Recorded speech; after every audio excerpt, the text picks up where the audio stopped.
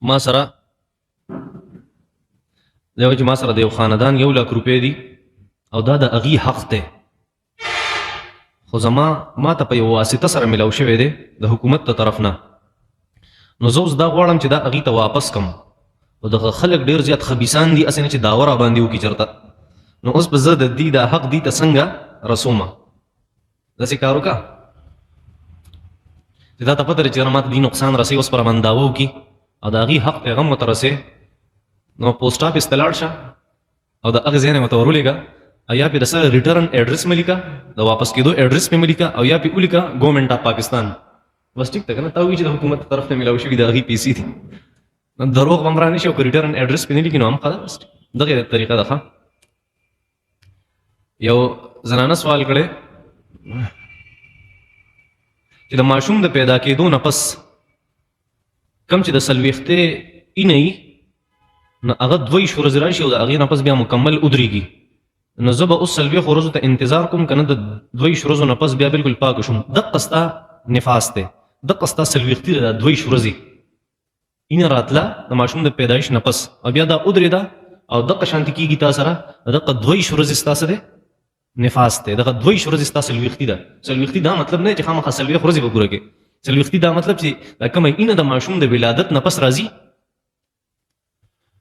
نو دا که د 40 ورځو نه سیوا کېږي نه او د 15 ورځو نه کمیږي نه، دې په منځ کې د 15 نه سیوا او د 40 نه مخکې که په هره ورځ باندې بنده شوه او دغه ستا عادتي بس په دغه ورځ باندې ته پاکه یې. ښه د دغې نه پس به بیا څه سټارټ کړې؟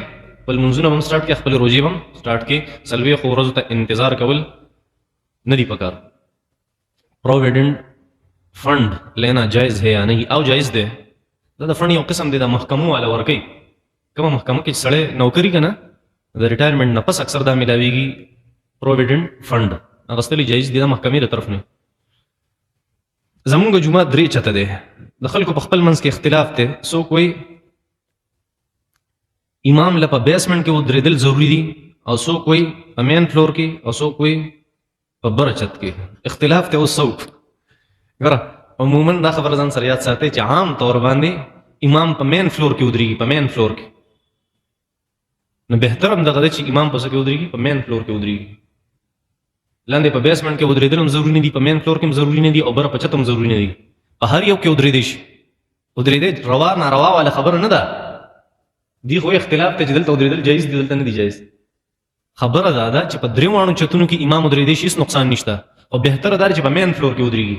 په بیسمنټ کې هم افضله طریقه نه ده او بره په چت کې هم افضله نه ده. ښه خبره ده چې په مین فلور کې ودرېږي. ښه که ته دا وایې چې په ځمکه باندې سجده نه راځي نو دې خو دا مطلب شي په 2م چت کې خلک ولاړ دي د هغې مونځ نه کېږي. پوهېږئ دا 2م چت او 3م چت دا داسې دی لکه څه ځمکه، هېڅ نقصان پکې نشته. ښه دا به ستا شکي اسې چې یاره دا خو چونکې ځمکې نه چوت ولاړ دي نو سجده به نه کېږي. بیا خو لاندې د دنیا ټایلونه لګېدلي دي او ماربلې لګېدلي دي او د هغې د پاسه جانمازونه خواره شوي او کارپېټ خور شوي. بیا خو هغه هم لر کول پکار دي چې صرف په خټه باندې مونږ سجده ولګو، په خاوره باندې. هغه بیا د ټولو نه بهتر ده په خاوره سجده لګول.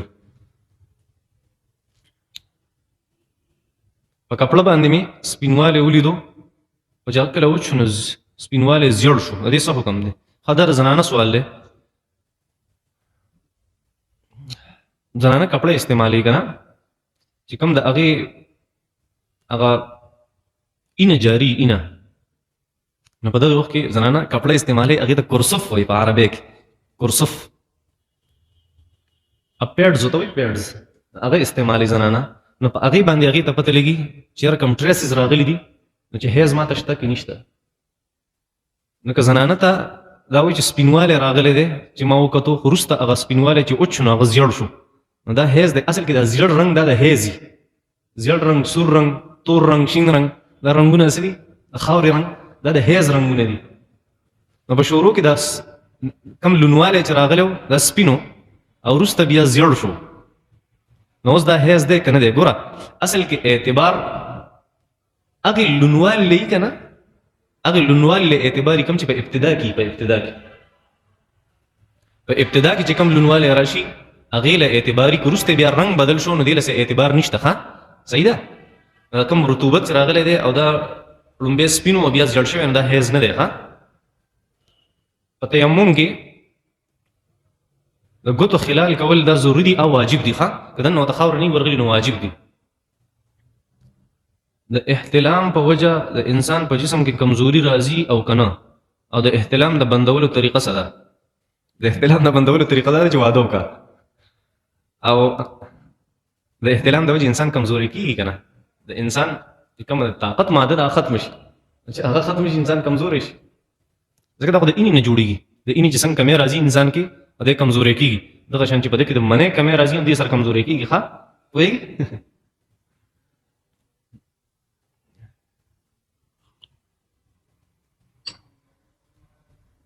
ها دی وایي چې ما سره حلال مال او حرام مال د هغې مکسچر نو د هغې څه پروفټ راغلی، اوس د هغې څومره استعمال مال جایز دی او څومره ناجایز دی. ریشو راوباسه، کوم ریشو سره چې حرام هغه پروفټ ته نشي استعمالولی، او کوم ریشو سره چې تا حلال مال په هغې کې مکس کړی نو هغه ریشو چې کوم پروفټ راغلی د هغې استعمالولی شي. ښه په رمضان المبارک کې یو سړی په خپل لاس سره مني ضایع کړي نو دې څه حکم دی؟ حکم یې دا دی سر په روژه به راوګرځئ، کفاره پرې نشته. ښه کفاره صرف په جما کې ده، په کوروالي کې.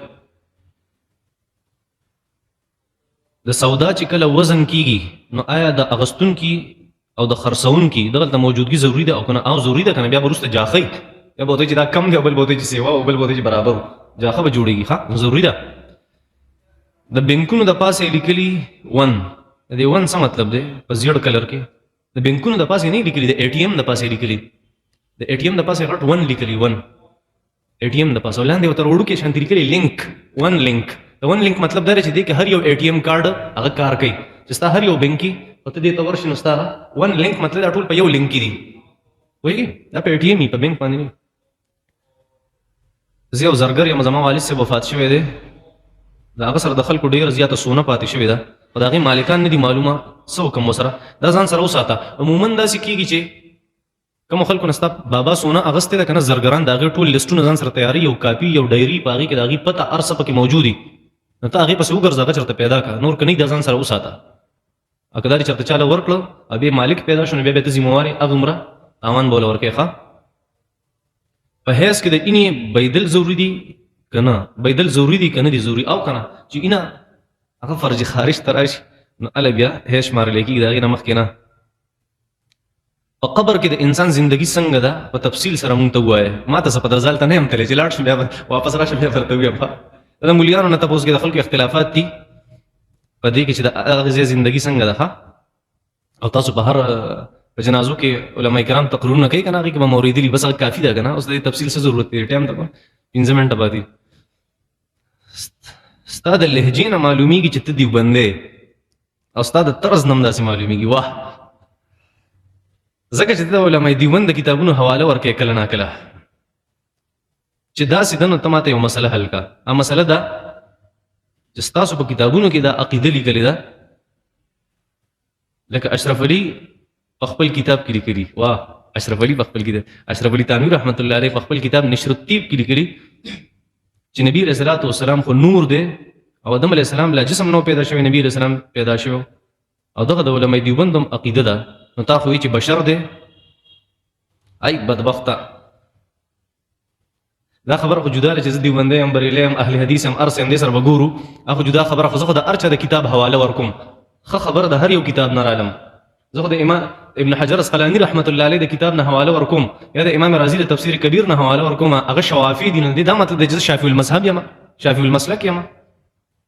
نه داسې خبره نشته.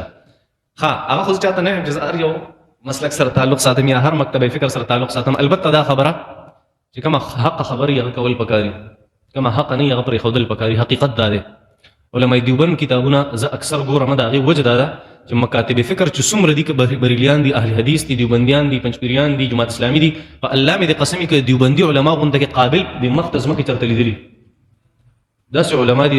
علما دیوبند داسې خلک دي قابل دي. بس ما د ټولو کتابونه کتلي، زما لایبرري وګورئ تاسو ته به د هر د شیعګانو بلکې د عیسایانو کتابونه هم راسره پراته دي، د یهودیانو کتابونه هم راسره پراته دي. دا مسله نه ده. مسله دا ده چې یو سړی کتاب لیکي کله که نه، یو سړی کتاب لیکي. تاسو وګورئ په مونږ کې څومره خلک دي چې هغې به کتابونه لیکلي. که په تاسو کې یو کس کتاب ولیکو شپه ورځ به برید تاوئ که نه به تاوئ چې ما کتاب لیکلی دی. نو چې یو سړی د 10 کتابونو مصنفي، یو سړی د 50 کتابونو مصنفي، د هغه به څه حیثیت وي؟ هغه قابل که نه به قابل؟ که هغه د هر مکتب سره تعلق دی، د هغه به څه حیثیت وي؟ ګوره یاد ساتئ چې هغه دومره کتابونه لیکلي.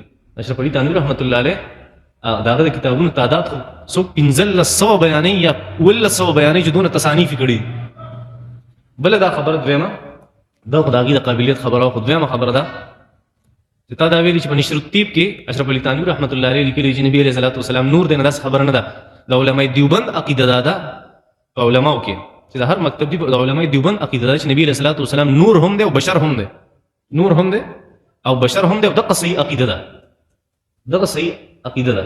وایي په دې باندې هغه تفصیل دا به بیا ویم. دم درود او د تعویذ د لپاره اجازه اغستل لدی شرعي حیثیت شته کنه خبره ده چې والی سړی اجازه والی ښه. نو حدیث ذهن کې مو ذکر آیات بیا ورته وي.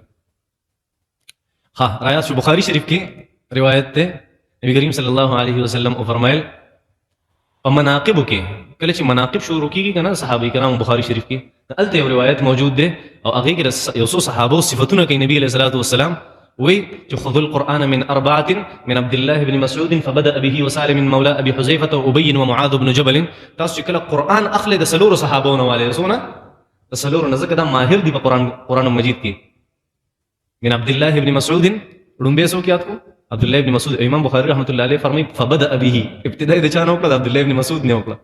فبدأ به وسالم مولى أبي حذيفة یو دی صحابین قرآن له ومعاذ وأبي بن كعب د معاذ بن جبل او د ابي بن كعب نه ابي بن كعب او سيد القراء چې ستوي د قاریانو سید او سردار د دین قرآن والے صحابونه.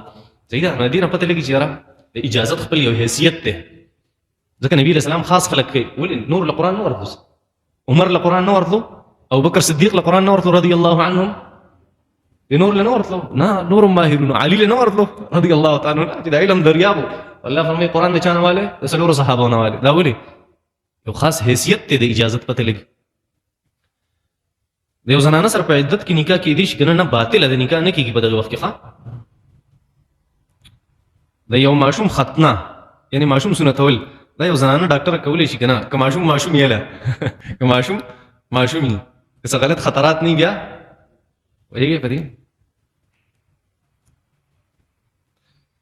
د فقه حنفي د احناف د فقه یو کتاب می کتو مطالعه می کوله په هغه کې یو خبر ولید حیران شوم ډیر ناروا خبره هغه دا چې لیکلو چې یو سپه کله تاسو سره مستی کې اوستا کپړو له خپل درول نو ستا کپړې بلمازه کیږي او که چرته یو سپه غوسې چرته اوستا کپړو له خپل درول نه ناپاک کیږي. اوس د دې مسلې خو نه ضرورت شته نه حکمت شته په دې دوه کې سفر اختواه جواه د ابو حنیفه مذهب باندې پویدل هغه د ابو حنیفه مذهب وړي ښه د چا مذهب وړي د ابو حنیفه په مذهب باندې پویدل د ابو حنیفه مذهب وړي د امام محمد غونته کې ذهانت غوړي د ابو یوسف غونته کې د فیصله صلاحیت غوړي د حسن ابن زیاد غونته کې تقوا غوړي د امام ظفر غونته کې خيارتوب غوړي نه ال د فقه مذهب حنفي غ فقه د انسان سمجھ ترازی سبب نه ده. دنیا سلوري سي خلق تزمره سلوري سي درې د امام ابو حنیفه رحمت الله علیه په مذهب باندې درې سي مسلمانان او دا یو څه چې پاتې شي دا نور مذاهب دي. نو ولې دا درې سي مسلمانان چې په دنیا کې دا ټول بیوقوف دي دا بیوقوف دي هي مسلمانان ته اهل حدیث شنو دي دا مطلب نه دی چې په فقه حنفي باندې رد وکړي ښه وایي مونږ دا نه وایو چې دا یو حصہ مسلمانان بیوقوف دي مونږ هغه تم خوایو. امام شافعي دا رحمت الله علیه دا ادب او احترام کو د عزت ته زموږ پزونه کې امام شافعي څنګه چې د خپل امام عزت کو ادب د امام احمد صاحب زموږ پړه کې د عزت ته د ټول امامانو بلکې د هغه امامانو چې په دې څلور مذاهبو کې نه دي امام ابن تیمیه رحمت الله علیه امام ابن جوزی رحمت الله علیه امام ابن القیم رحمت الله علیه دا غي مونږ د عزت کو څنګه د خپل امام عزت کو. دا مطلب نه دی چې ته په یو مذهب کې یا ته د هغې نه خارج او ته بل ته سپک وګورې او هر چې دا مسله دلته موجود ده دا مسله. یو بله خبره هر یو مذهب په دې څلورو مذاهبو کې ځان له اصول دي. نو هغه خلک چې هغه د څلورو مذاهبو نه بهر دي او ځان ته غیر مقلدین وي او ځان ته اهل حدیث وي هغه بیا داسې قسم اعتراضونه کوي. نه اعتراض خلک اله کوي چې هغه یو څیز زده کړي راشه اول مذهب حنفي زده کړي بیا داسې اعتراض کوه د هغې نه پس راشه امام ابو حنیفه باندې اعتراض وکړه. دې مسلې حل در کوم نه ته صرف جبه نه ته مسلې حل راوباسو او صرف دا وایم چې اول خلک یو مذهب زده کړي د هغې نه پس په هغې باندې سوال او اعتراضات کوي نو مونږ به وایو څه پوهېږي سړی. هر چې دا مسله د احنافو کتابونو ذکر کړې ده چې یاره سپی تا سره لوبې کوي او خولې دروړه نو کپړې بلمازه کېږي او که په غوسه کې بیا کپړې نه بلمازه کېږي نو دې دپاره لس منه عقل پکار دی هغه دا کله چې سپی په غوسه کې دغه په خوله کې لاړې نه خولې وچي نو کپړې نه بېلمازه کوي کله چې سپی غوسه نو خوله کې لاړې وچي نو بیا لونوالی نه نو کپړې هم نه بېلمازه کوي خو دا عقل نشته نو په دې خلکو چې که چېرته دا سپی په مستۍ کې نو د په خوله کې لاړي او کله چې دی غوسه نو د خولې لاړې وچي شي هر مخلوق داسې دی چې د هغې له کله غوسه ورشي د هغې په خوله کې لاړې بیا نه وي ښه وچي نو چې کله لاړې نه وي په خوله کې نو لاړې بېلمازه دي د هغې د وجې کپړې بېلمازه کېږي پوهېږې په دې باندې نو دغه حکمت دی او دغه په دواړو مسلو کې فرق دی ښه د حیض اینه چې کله بند شي او ورځې د حیض ختم شي نو د غسل نه مخکې کوروالی کولی شي که نه شي کولی ښه خبره ده چې د غسل نه پس کوروالی وکړي ښه پوهېږې نور کولی شي د غسل نه مخکې صلی الله تعالی